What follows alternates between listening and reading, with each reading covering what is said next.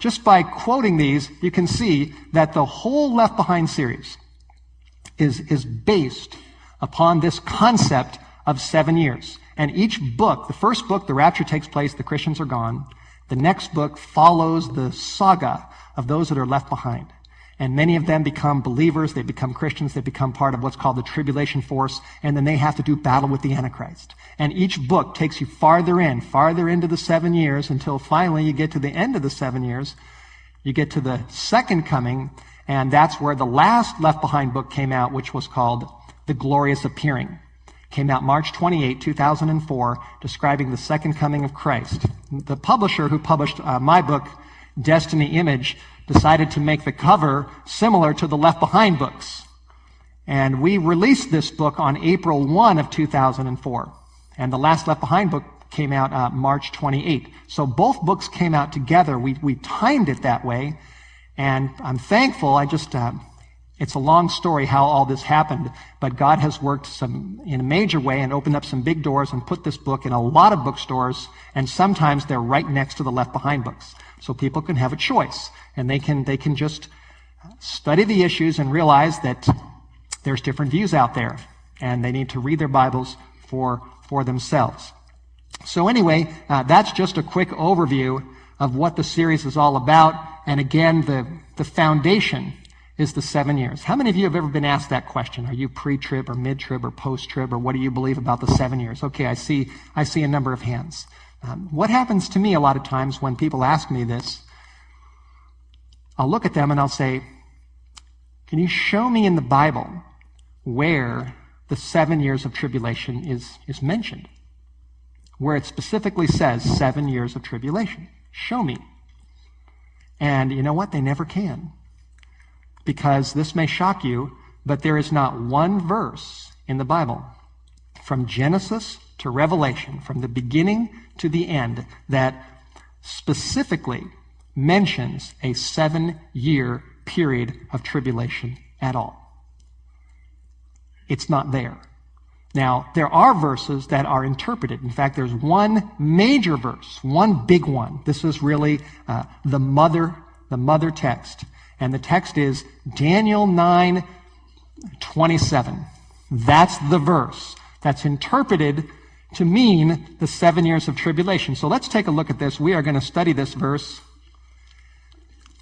This is really the core of our program tonight, is dealing with this verse. Daniel 9:27. So let's open our Bibles. Let's take a look at it. First, I'm going to read it. Then I'm going to show you how he interprets it, and then we're going to study it. And I hope to bring out some light on this. How's that sound? Some real light. All right, Daniel chapter 9, verse 27. The Bible says, "Then he shall confirm the covenant with many," for how long? For 1 week, right. "And in the midst of the week, he will cause the sacrifice and the offering to cease." And then it goes on and explains a little bit more. But that's the main part of the text that we are going to focus on. Now, let me share a quote here from Hal Lindsey. How many of you have heard of Hal Lindsey? Anybody heard of Hal Lindsey? Hal Lindsey is a best-selling author. He wrote a book called The Late Great Planet Earth in the 1970s. It sold millions and millions of copies. This was actually the very first book that I ever read as I was in the process of becoming a Christian, was this book. What Hal Lindsey does on page 45 and 46 of The Late Great Planet Earth is he interprets this, and maybe I should explain this. In prophecy, and I'll prove this in a little bit, a day represents a year. And I'll show you this. And so 1 week, which is what the text says, would come to, which would be 7 days, which would be how many years? 7 years, right. 1 week, 7 days, 7 years. Not rocket science to figure that out. And what Hal Lindsey does is he refers to this as God's last 7 years of dealing with the Jewish people on page 45 of The Late Great Planet Earth. And then he quotes Daniel 9:27 right there. And this is the way he interprets the verse. You see where it says, then he. Hal Lindsey interprets the he as the Antichrist. And then when it says he would confirm a covenant or the covenant, Hal Lindsey applies this to a peace treaty that the Antichrist makes with the Jews. And he does this for how long? For 1 week, which would be 7 years. And he applies this to the 7 years of tribulation.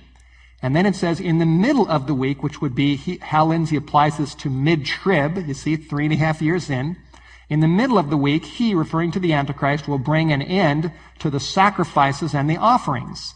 And Hal Lindsey interprets this to mean that since the Antichrist puts an end to the sacrifices must have started, and the only way for the sacrifices to start is, guess what has to be built over there in the Middle East on top of the Temple Mount? A temple. There must be another temple over there, the third temple over in Israel. So this is what Hal Lindsey says. He quotes this verse and says this is the Antichrist. He breaks his covenant with the Jewish people, and then he causes the Jewish temple worship according to the law of Moses to cease. And he says, we must therefore conclude that a third temple will be rebuilt upon its ancient site in Old Jerusalem. That's the way he interprets this text. And it's not just Hal Lindsey. It's also Tim LaHaye. It's also Grant Jeffries. There's Jack Van Impe. There's John Hagee.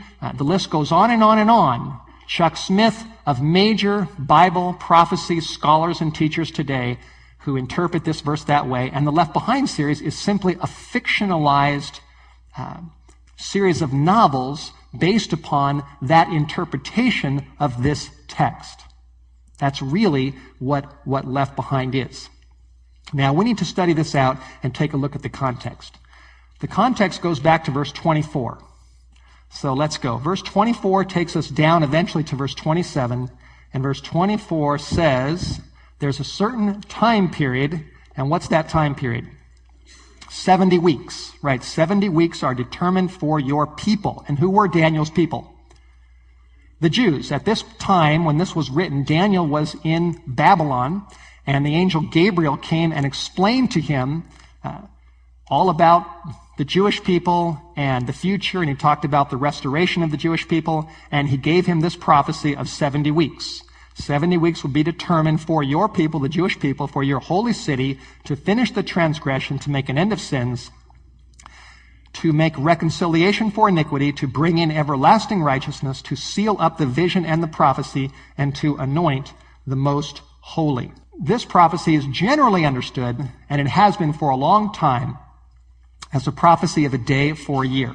There's a verse on the screen from Ezekiel 4:6, where God said, I've appointed you each day for a year. Ezekiel wrote that. Ezekiel and Daniel were contemporaries. They both lived at the same time.